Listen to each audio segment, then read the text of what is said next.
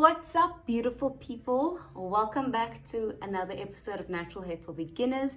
This week we are on episode 7 and we're talking about protective styling. So if you've been following us all up until this episode, you've learned everything you need to know about starting your natural hair journey, how to figure out your curl type, how to work with your hair's porosity, all of the damn things. And this week we're going to talk about protective styling because once you understand your natural hair, you're also going to want to know how to protect it. So protective styling is a form of protecting the hair. It's in the name. And although type 3 and 4 hair is very versatile, it really does need more TLC than type 2 or type 1 hair. And protective styling aims to limit the stress of everyday life on your hair, and it keeps the ends of the hair tucked away to discourage tugging, pulling, and manipulation. So I'm gonna have a few pictures popping up of various protective hairstyles that you can try, but I'm not going to go in depth into the specific protective hairstyles. I'm just going to talk to you about maintaining a protective hairstyle and the do's and don'ts of wearing a protective hairstyle. Alright, so let's get right into it. If you're not educated on how to maintain your hair in a protective style, it can cause more damage than it would if you weren't in a protective hairstyle. So you do need to do a lot of research before going into a protective hairstyle and understand the do's and the don'ts, which is why I'm here to help you. Examples of protective hairstyles are wigs, buns, 2-strand twists, box braids, cornrows, the list goes on and on and on. When you're choosing a protective style, you need to understand your hair type. So if you've got weak and brittle hair, you could experience breakage from certain protective styles. So protective styles that are too tight or that pull too harshly on the hair can cause breakage. So people with finer hair should be cautious of certain protective styles. If you have fine, coarse hair that's going to break easily, you don't want to put in these really tight cornrows that are literally pulling on your hairline because, wow, what a receder, what a hair loss. Don't do it. Don't do it.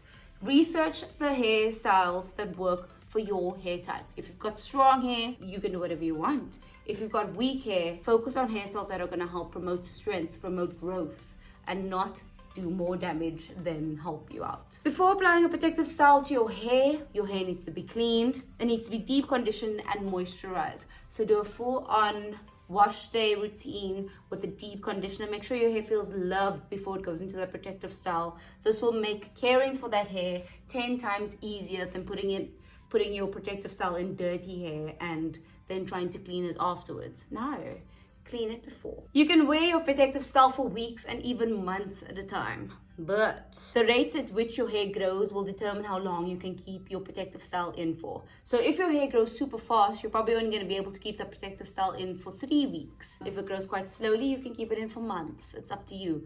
But like if you've got braids in, the new hair is going to start growing, and obviously that new hair isn't in the braid, and you're going to see that growth happening. So you can either get your braids reapplied, get them redone, or take the protective style out. It's up to you. If you begin to see product build up on the protective style, that could also be an indicator to remove the protective style. But there are ways that you can care for your hair while it's in a protective style to avoid product build up, and I'm going to tell you about it right now. So how to maintain your protective style.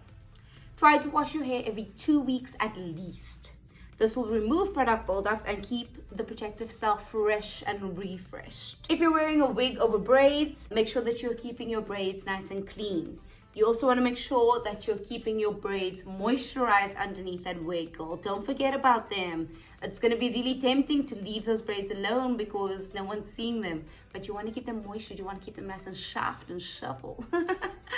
Sorry, that's a RuPaul's Drag Race thing. Your scalp should be oiled daily or be sprayed with a leave-in conditioning mist to keep the hair nice and moisturized. And this will help prevent breakage and promote growth. Perfecthair.co.za has a really great range called the Grow on the Go range. I've just reviewed it on my YouTube channel, and they've got a really great hairspray oil that you can apply to your scalp that will help promote growth and keep your scalp nice and nourished and moisturized and doing the damn things for your hair. Check it out. Try an apple cider vinegar rinse on your hair. This can help cleanse the hair and rinse out any impurities. And if you have bought hair to apply to your protective style, so if you've bought extensions, if you've bought a weave, crochet inkles, whatever you've bought, always do an apple cider rinse first before you apply that hair to your scalp, because of the chemicals that they put on this hair to protect it during its packaging life. You want to make sure that you get rid of all those chemicals, rinse it out with the apple cider vinegar, so that if you have sensitive skin, you do not suffer from any irritations or rashes or itching. Now, with box braids and twists, you want to try and keep them in for at least 4 weeks. And this is basically just because the scalp needs time to adjust to your different protective styles. And if you take the protective style out before those 4 weeks, you're putting an incredible amount of pressure on your scalp, and this can cause breakage and damage to your hair. So give your scalp some time. Protective styles can be really traumatizing to a scalp because it's pulling the hair in different directions. The hair is quite tight. You don't want to be over manipulating your hair, because that is the number one reason for hair loss. And I am very guilty of over manipulation. I like to do a different hairstyle every day with my hair. No. Lastly, in my maintaining method, you want to do the LOC method or the lock method.